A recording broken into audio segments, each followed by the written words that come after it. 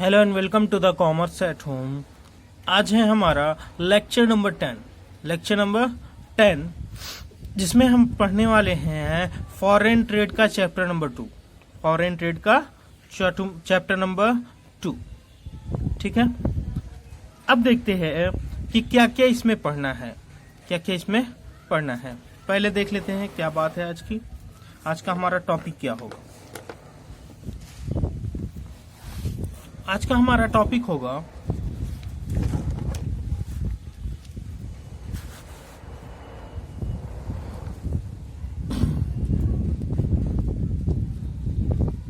Documents and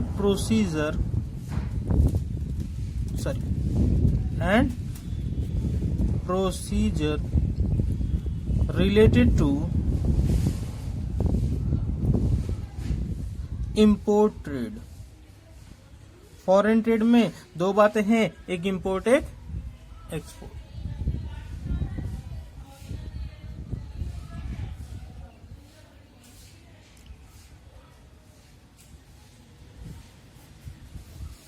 तो आज import trade का डॉक्यूमेंट्स भी पढ़ेंगे कि कौन कौन से पेपर इस्तेमाल किए जाते हैं इंपोर्ट ट्रेड में और क्या गतिविधि होती है, क्या प्रोसीजर होता है उसका।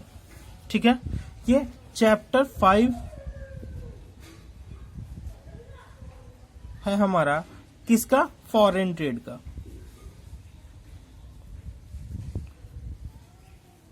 फॉरेन ट्रेड हमारी यूनिट सेकंड है। यूनिट फर्स्ट कौन थी? Unit home trade. Unit second में आएंगे तो ये यूनिट सेकंड का चैप्टर 2 कहलाएगा, बट हमारे बुक का चैप्टर 5 है। हमारे बुक का चैप्टर 5 है। बिजनेस ऑर्गेनाइजेशन, जो आपकी बुक का नाम है। ठीक है, आज है हमारा लेक्चर नंबर 10।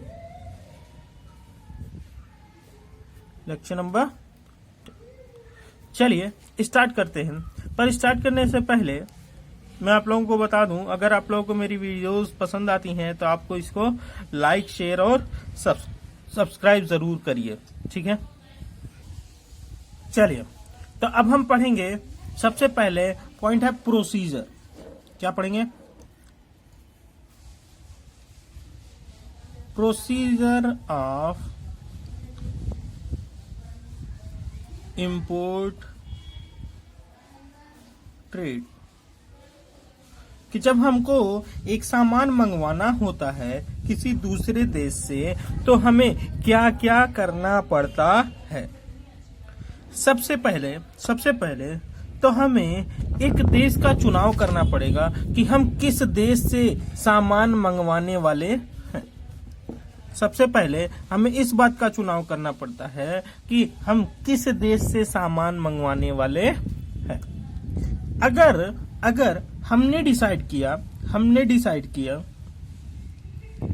कि हम एक जगह है जापान, एक देश है जहां पे बहुत अच्छी क्वालिटी के इलेक्ट्रॉनिक्स के पार्ट मिलते हैं, बहुत अच्छी क्वालिटी के, तो हम वहां से मंगवाएंगे। तो हमने एक देश का चुनाव किया। उसके बाद इससे हम पूछताछ करेंगे। इससे हम इंडिया में हैं,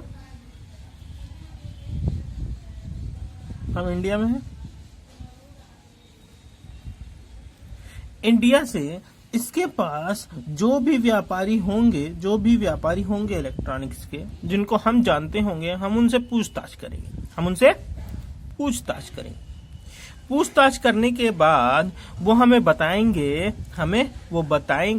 कि हाँ भैया ये सामान हमारे यहाँ मिलता है या नहीं मिलता है, बढ़िया क्वालिटी का मिलता है या रेट कितना होगा, सारी बातें वो हमको बताएंगे। अब अगर हमको यहाँ से सामान मंगवाना है तो हमें ये पता होना चाहिए कि हमारे पास लाइसेंस है या नहीं। ऐसे कोई भी बाहर से सामान मंगवा सकता है क्या? आप नॉर्मल आदमी आप मंगवा सकते हैं, बट एक व्यापारी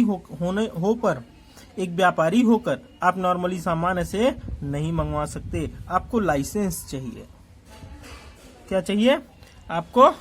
लाइसेंस चाहिए, जिसको बोलते हैं अनुज्ञा पत्र। क्या बोलते हैं? अनुज्ञा पत्र, इंपोर्ट लाइसेंस। कौन सा लाइसेंस चाहिए आपको? Import licence. अब इंपोर्ट लाइसेंस भैया अगर आपने ले लिया है तो अब पेमेंट करनी पड़ेगी सामान मंगवाने के बदले। सामान मंगवाने के बदले तो सबसे पहले आप विदेशी मुद्रा का व्यवस्था कर लीजिए। विदेशी मुद्रा मतलब क्या होता है? Foreign currency. जिस देश से हमें सामान मंगवाना है उस देश की करेंसी आप इंतजाम कर लीजिए। फॉरेन करेंसी, फॉरेन करेंसी का आप इंतजाम कर लीजिए। उसके बाद जैसे जैसे हम भेजते हैं ऑर्डर, एक व्यापारी दूसरे व्यापारी को ऑर्डर भेजता है, ऑर्डर लेटर भेजता है, आदेश पत्र भेजता है, इसी तरह ऑर्डर लेटर को ही फॉरेन ट्रेड में बोला जाता है इंडेंट। क्या बोला जाता है? इंडेंट। हमने उसको आदेश भेज दिया कि हमको ये माल चाहिए, क्या आप हमें भेज सकते हैं या नहीं भेज सकते। अब वहां से जो हमारा एक्सपोर्टिंग एजेंट होगा, वो हमको क्या करेगा? वहां से हमारा माल यहाँ जहाज पे लदवा देगा, जहाज पर लदवा देगा। एक्सपोर्टिंग एजेंट, इस पॉइंट का क्या नाम होगा? Shipment by exporting agent. एकदम प्रोसेस में चल रहे हैं हम, जैसे जैसे हो रहा है वैसे वैसे लिखते जा रहा है। ठीक है? Shipment by exporting agent. अब वो जब शिपमेंट कराएगा जहाज पे तो जितने भी जरूरी कागजात होंगे, जैसे कि बिल ऑफ लेडिंग है ना, कैप्टेंस रिसिप्ट, मेट रिसिप्ट, यह वगैरह वगैरह, जितने भी पेपर उसको चाहिए सामान जापान से लेके इंडिया तक भेजने के लिए, वो सारे पेपर्स की कलेक्शन करेगा। रिसिप्ट ऑफ शिपिंग डॉक्यूमेंट्स,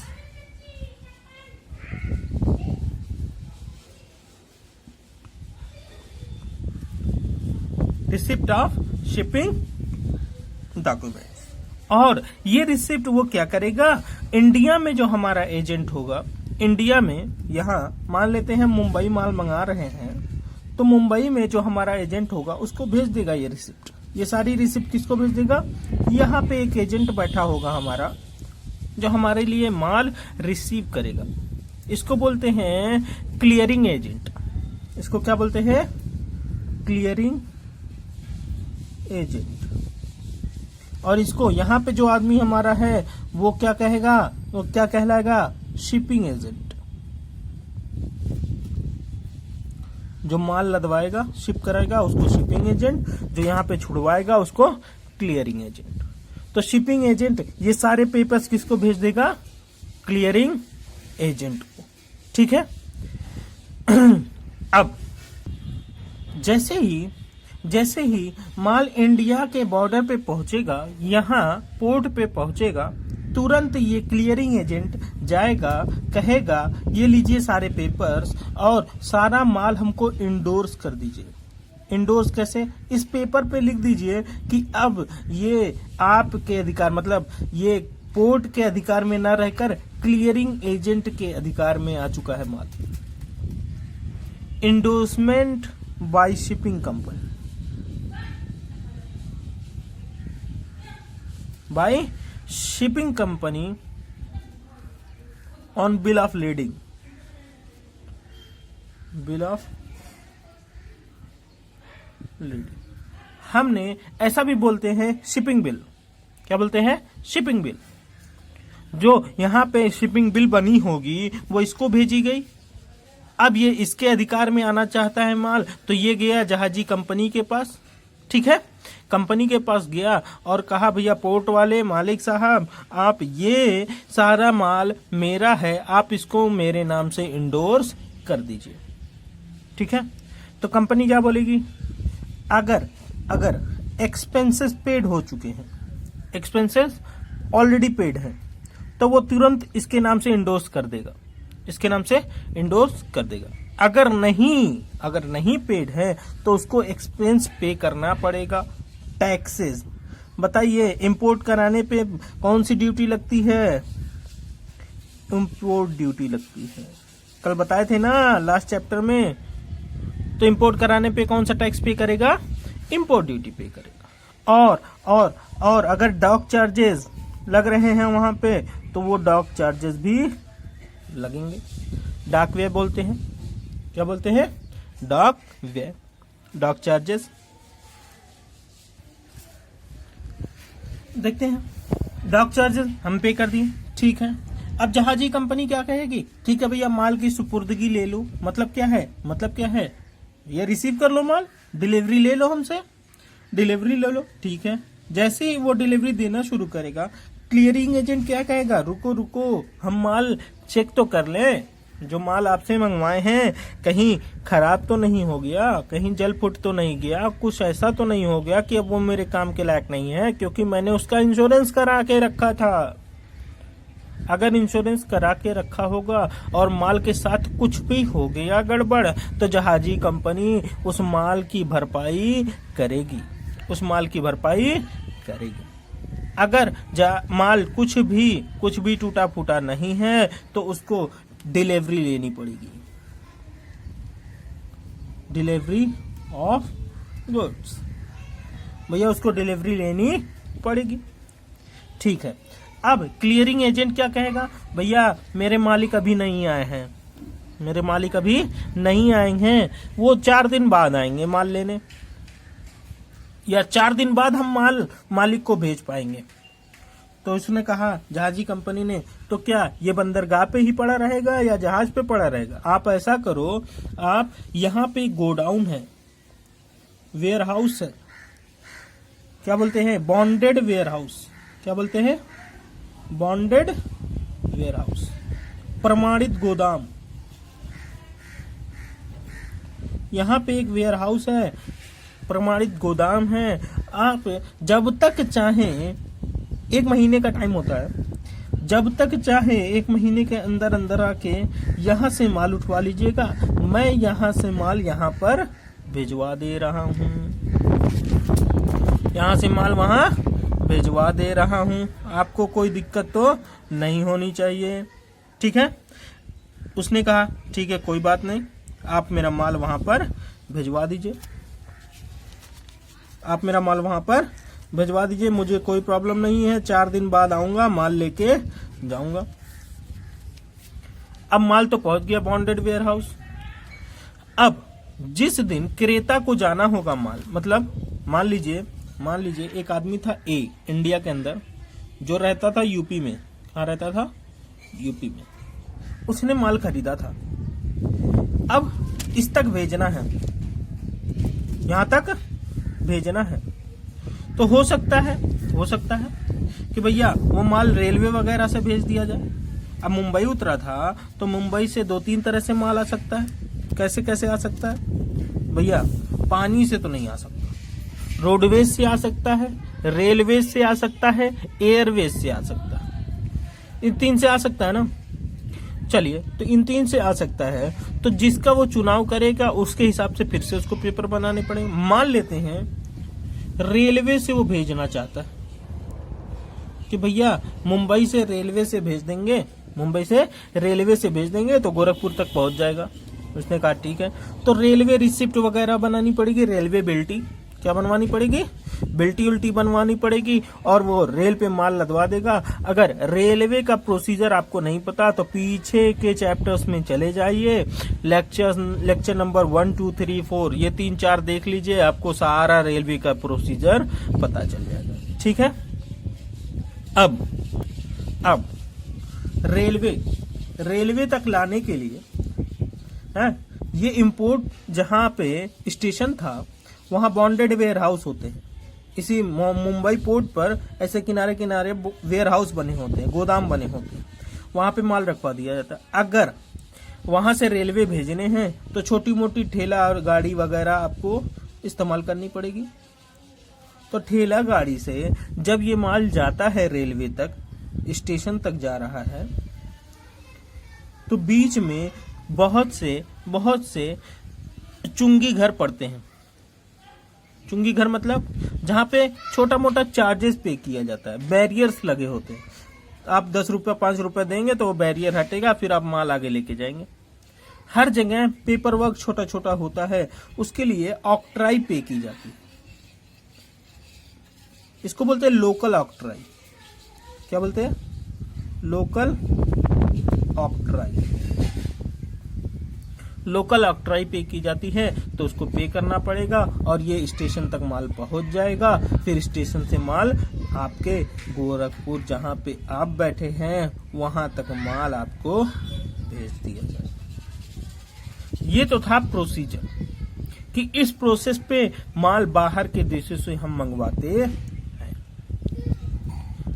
अगर पूछा जाए तो कौन कौन से पेपर का इस्तेमाल होता है सर? कौन कौन से पेपर का इस्तेमाल होता है जब हमको माल मंगवाना हो सर? ठीक है बेटा, पेपर्स भी बता देते हैं। हमारा एक पॉइंट हुआ है अभी प्रोसीजर। क्या हुआ है? प्रोसीजर। अभी हमको देखिए प्रोसीजर और डॉक्यूमेंट दोनों पढ़ने थे। प्रोसीजर हुआ है, क्या पढ़ना है? डॉक्यूमेंट्स पढ़ने। तो अब पेपर बताने हैं कि कौन कौन सा पेपर कहाँ कहाँ इस्तेमाल किया जाता है, कहाँ कहाँ इस्तेमाल किया जाता है।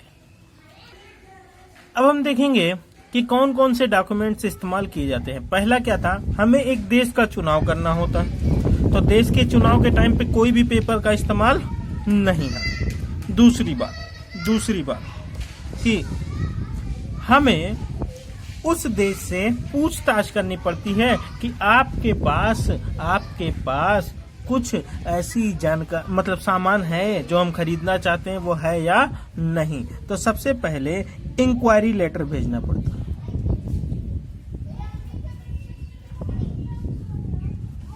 कौन सा लेटर? Inquiry letter. अच्छा, इंक्वायरी जब हो जाती है उसके बाद देखिए हमने बताया था कि हमको लाइसेंस लेना पड़ता है कि हमको किस माल मंगवाना है दूसरे देशों से, तो हमें गवर्नमेंट से लाइसेंस लेना पड़ता है। इसको बोलते हैं इंपोर्ट लाइसेंस। तो दूसरा पेपर है कि हमको इंपोर्ट लाइसेंस लेना पड़ेगा। अच्छा, ये इंपोर्ट लाइसेंस जो होता है ये दो तरह का होता है। कौन कौन सा? एक होता है स्पेसिफिक, एक होता है जनरल। सर, स्पेसिफिक और जनरल का क्या मतलब है? अगर सिर्फ एक देश से व्यापार करना है, आप जापान से मंगवा रहे हैं और आपको पता है हमको जिंदगी भर जापान से ही काम करना है, तो आप सिर्फ स्पेसिफिक लाइसेंस, एक देश के लिए, एक देश से माल मंगवाने के लिए। अगर आपको बार बार कई देशों से माल मंगवाना पड़ता है तो ये है कई देशों के लिए। अगर आपको पता है कि हमको कई देशों से माल मंगवाना पड़ेगा तो आप स्पेसिफिक ना बनवाकर अपना कौन सा लाइसेंस बनवाएं? General licence. तो लाइसेंस दो तरह के बनते हैं, एक स्पेसिफिक, एक जनरल। ठीक है। उसके बाद आपको फॉरेन करेंसी का इंतजाम करना होता था, आपने करेंसी का इंतजाम कर लिया। उसके बाद आपको ऑर्डर देना होता है। क्या देना होता है? ऑर्डर देना होता है। तो इसको बोलते हैं फॉरेन ऑर्डर या इंडेंट।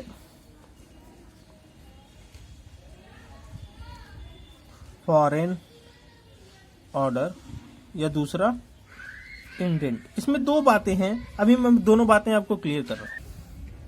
देखते हैं क्या कहना चाह रहा। फॉरेन ऑर्डर, अगर आपका कनेक्शन, आप माल मंगवा रहे हैं दूसरे देश से और आपका कनेक्शन सीधे मैन्युफैक्चरर से है जो सामान बनाता है, तो आप फॉरेन ऑर्डर भेजेंगे। क्या भेजेंगे? Foreign order. एक पेपर होता है जिसको नाम दिया जाता है फॉरेन ऑर्डर। सर, इंडेंट क्या होता है? फॉरेन ऑर्डर तो बता दिया आपने, इंडेंट क्या होता है? इंडेंट बेटा, अगर आप मैन्युफैक्चरर को नहीं जानते, तो आप अपना एक एजेंट बना के रखते हैं। कौन सा एजेंट? यहाँ पे एक शिपिंग एजेंट होता है, ये देखिए शिपिंग एजेंट वाले बारे बताया था, शिपिंग एजेंट होता।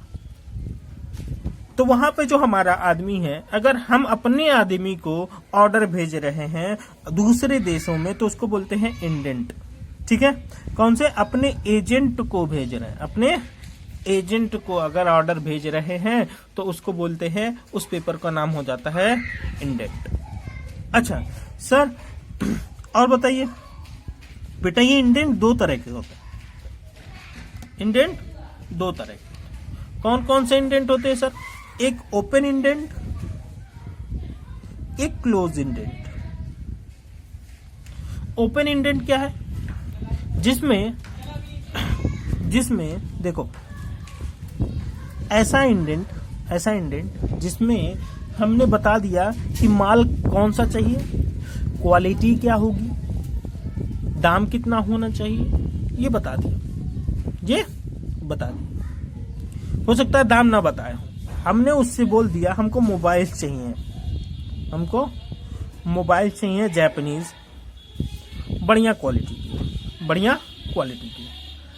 अब उसने ये नहीं बताया कि उसका दाम कितना होगा, कब भेजना है, किससे भेजना है, ये सारी बातें नहीं बताया। माल के बारे में बता दिया कौन सा माल चाहिए, और ये नहीं बताया कि कैसे भेजना है, कब भेजना है, टाइमिंग वगैरह कुछ नहीं बताई, तो उसको बोलते हैं, उस पेपर को बोलते हैं ओपन इंडेंट, जिसमें पूरी जानकारी ना हो। क्लोज इंडेंट में मोबाइल बताया कि मोबाइल चाहिए, कौन सी क्वालिटी की चाहिए, कौन से प्राइस की चाहिए, किस तारीख को आना है, पैकिंग का कैसे करानी है, कितने माल की मात्रा होनी चाहिए, क्वांटिटी भी बता दिया।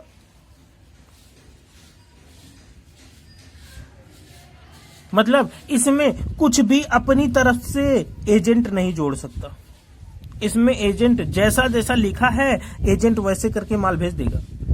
बट ओपन इंडेंट में जैसे ही हमने आप उसको ओपन इंडेंट दिया और कहा कि भैया तुमने यार पानी वाली जहाज से भेज दिया यार, मैंने थोड़ी कहा था तुमसे पानी वाले जहाज से, तो तुरंत एजेंट क्या कहेगा, आपने हमें तो थोड़ी कुछ बोला था, मेरी मर्जी, जैसे हम मन करेगा हम वैसे भेजेंगे। तो कभी कभी हम एजेंट की स्किल पे छोड़ देते हैं कि वो जानता है कि कौन सी सुविधा से हम ये मोबाइल भेजें ज्यादा अच्छे से पहुंच जाएंगे, तो हम उसको ओपन इंडेंट भेजते हैं। और हम जानते हैं कि एजेंट नहीं समझेगा कि कैसे भेजना है, तो उसको पूरी बात बता देते हैं कि कैसे आएगा, कैसे जाएगा। ठीक है, कौन सी क्वालिटी का माल लेना है, कितनी क्वांटिटी में लेना है, पैकिंग कैसी करानी, कितना दाम होगा, किस तारीख को भेजना है, वगैरह वगैरह सारी बातें हम उसको लिखकर बता देते हैं। ओपन में लिखकर नहीं बताते, क्लोज में लिखकर बताते। ठीक है। डिलीवरी ऑर्डर, कुछ पेपर्स और हैं जो जहाज से रिलेटेड में आते हैं। डिलीवरी ऑर्डर कि भैया कौन आदमी डिलीवरी लेगा? देखिए क्लियरिंग एजेंट डिलीवरी लेगा ना, क्लियरिंग एजेंट। तो ये जाता है जहाजी कंपनी के पास। कहाँ जाता है? ये जहाजी कंपनी के पास, और कहता है कि भैया एक पेपर बना दीजिए जो हम ले जाकर कप्तान को देंगे। किसको देंगे? कैप्टन को देंगे, कप्तान को देंगे। और उसमें लिख दीजिए कि ये माल मेरा है, ताकि ये कप्तान हमको डिलीवरी दे दे। तो इसकी 2 प्रति तैयार की जाती है, 2 कॉपीज। उसी पेपर की डिलीवरी ऑर्डर की 2 कॉपी होती है, 2 कॉपी होती है। एक कॉपी जाती है कैप्टन के पास, एक कॉपी जाती है शिपिंग कंपनी के पास। शिपिंग कंपनी के पास बनती है ये कॉपियां, और शिपिंग कंपनी एक कॉपी रख के एक कॉपी दे देता है क्लियरिंग एजेंट को, और कहता है ले जाके कप्तान को दिखाना, और कह देना ये माल मेरा है, और वो आपको डिलीवरी दे देगा, यही होता है डिलीवरी ऑर्डर। कंपनी उसको ऑर्डर देती है कप्तान को कि भैया ये आदमी है जो आया है, ए नाम का, बी नाम का, सी नाम का, जो भी है वो उसको आप क्या करिए, इसका माल उतार कर दे दीजिए। ठीक है। बिल ऑफ एंट्री, इसको बोलते हैं हिंदी में प्रवेश बिल।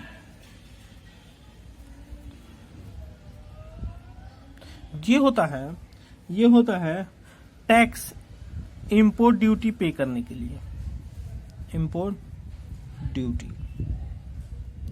अच्छा, हो सकता है जो ये हमारा क्लियरिंग एजेंट है, इसको माल के बारे में सारा पेपर्स मिल चुका है और सारी जानकारी इस एजेंट के पास है, तो इसने फॉर्म भरना है बिल ऑफ एंट्री। अगर पूरी नॉलेज है, पूरी नॉलेज किसके बारे में, इंपोर्ट गुड्स के बारे में पूरी नॉलेज है, तो वो भरेगा बिल ऑफ एंट्री। क्या भरेगा, बिल ऑफ एंट्री, और कहेगा कि आप हमसे इंपोर्ट ड्यूटी जितनी बनती है आप ले लीजिए। कभी कभी इस एजेंट को, क्लियरिंग एजेंट को पूरी जानकारी नहीं होती, तो इसको भरना पड़ता है बिल ऑफ साइट,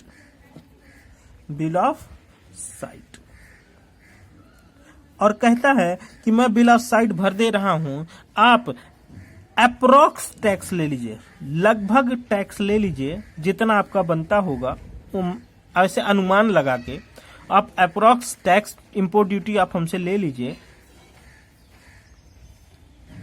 बाकी जब सामान मिल जाएगा और आप हमको दिखाइएगा, उस टाइम पे थोड़ा कम या ज्यादा टैक्स होगा तो हम उसको एडजस्ट कर लेंगे, या तो थोड़ा और दे देंगे, या अगर मैंने ज्यादा दे दिया है तो आप हमको थोड़ा वापस कर दीजिएगा। तो अगर नॉलेज है, पूरी जानकारी है उसके बारे में, तो एकदम बराबर टैक्स वो इंपोर्ट ड्यूटी पे करेगा।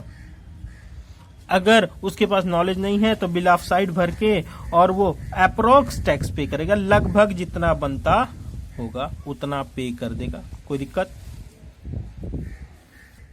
चलिए, अगर आपको कुछ भी ना समझ में आ रहा हो, कोई भी ऐसी बात हो जो आपको ना समझ में आ रही हो, तो आप हमको कमेंट बॉक्स में या डिस्क्रिप्शन में मेरा व्हाट्सएप नंबर होगा, आप उस पे हमको क्लियरली पूछ सकते हैं, बेझिझक कभी भी पूछ सकते हैं, कोई दिक्कत? चलिए, डॉक चालान क्या होता है? जब हम पोर्ट से माल को बाहर निकलवाना होता है तो हमें एक फॉर्म भरना पड़ता है, जिसको बोलते हैं डॉक चालान। अच्छा सर, डॉक चालान तो समझ में आ गया कि पोर्ट से माल निकलवाना, बंदरगाह से माल बाहर लेके जाना। डॉक वारंट क्यों बनता है? भैया मैंने बताया था अभी कि बोला गया था मालिक 4 दिन बाद आएंगे। माल तो आ गया है लेकिन मालिक 4 दिन बाद आएंगे। 4 दिन बाद हम वेयर हाउस से माल निकलवाएंगे। तो जब डॉक से, बंदरगाह से वेयर हाउस माल भेजा जाता है तो यहाँ पे वेयर हाउस कीपर होता है, यहाँ पे एक आदमी बैठा होता है जो इस वेयर हाउस की रखवाली करता है, देखभाल करता है। ये एक पेपर आपको देगा कि भैया आपका माल यहाँ पड़ा हुआ है, एक पेपर आपको देगा जिस पेपर का क्या नाम है? Dock warrant. क्या नाम है? Dock warrant. और वो हमको सामान रखवा लेगा और हमको एक पेपर दे देगा और कहेगा भैया कि आप जाइए 4 दिन बाद 4 दिन का चार्ज दे दीजिएगा और आप जाइए, आपका माल जब भी चाहेंगे आपको 4 दिन के अंदर मिल जाएगा। अगर 4 दिन से ज्यादा हुआ तो मैं थोड़ा सा और चार्ज लूंगा, पर 1 महीने से बाद आपकी कोई गारंटी नहीं है कि माल यहाँ पे था या नहीं था। अब आती है बात आखिरी रेलवे रिसिप्ट की। रेलवे रिसिप्ट क्या सर? रेलवे रिसिप्ट के बारे में क्या है बेटा? रेलवे रिसिप्ट जो है, कभी कभी मैंने बताया था कि माल भैया बॉन्डेड वेयर हाउस में रखवाने के बाद कभी कभी माल वहां मुंबई में ही नहीं और दूर भेजना है, मान लो यूपी में भेजना है, तो मुंबई से यूपी भेजने के लिए आपको रेलवे की रिसिप्ट चाहिए। आप चाहते हैं कि रेलवे से भेजना है माल, तो आपको रेलवे रिसिप्ट बनवानी पड़ेगी और माल लदवाना पड़ेगा। अच्छा सर, ये बात तो समझ में आ गई। ये बॉन्डेड वेयर हाउस का क्या केस है, ये वेयर हाउस का क्या केस है सर? बेटा ये वेयर हाउस, ये गोदाम जो होता है, ये बनाया इसीलिए जाता है कि कुछ लोग ऐसे होते हैं, कुछ लोग होते हैं वो चाहते हैं कि यार क्या जाए माल उठवाने, क्या जाए माल उठवाने। जब कोई ऑर्डर आएगा तो हम बोल देंगे ये वेयर हाउस में जाके माल उठवा लो, मैं तुमको डॉक वारंट दे रहा हूँ, जाके माल निकलवा लेना, ठीक है। तो वो चाहते ही नहीं है कि हम वहां से माल उठवाएं फिर वहां से करवाएं। जब यार बॉन्डेड वेयर हाउस में पड़ा हुआ है, 4 दिन के अंदर हमको ऑर्डर आ जाएगा, हम जानते हैं, तो उठवाने की क्या जरूरत, हम वहीं से भेज देंगे किसी और को। या फिर अभी हम टैक्स पे नहीं कर पाएंगे, हमारे पास इतना पैसा नहीं है कि हम इसका टैक्स पे कर पाए, तो हम रोक देते हैं वही बॉन्डेड वेयर हाउस में कि वहां पड़ा रहेगा सामान, उसको लाने की जरूरत नहीं है। तो कई वजह हो सकती हैं बॉन्डेड वेयर हाउस के लिए। सबसे ज्यादा जरूरी तो यही होता है कि कुछ लोग लेट पहुंचते हैं, देरी से आते हैं, कुछ लोगों के पास टैक्स पे करने का पैसा नहीं होता, वो चाहते ही नहीं है कि उस टाइम पे टैक्स हम पे कर दें, इसीलिए ये सब काम नहीं करते, ठीक है। तो ये था, पहला था हमारा प्रोसीजर कि कैसे माल मंगवाया जाता है और उसके बाद कौन कौन सा पेपर इस्तेमाल किया जाता है, ठीक है। चलिए अब फिर मिलेंगे हम अगली वीडियो में लेक्चर नंबर 11 में। तब तक के लिए गुड लक। आप लोगों को अगर मेरी वीडियोस पसंद आती है तो आप इसे लाइक, शेयर और सब्सक्राइब करिए, ज़्यादा से ज़्यादा लोगों को शेयर करिए ताकि आपकी तरह वो भी पढ़ाई कर सके। Good luck.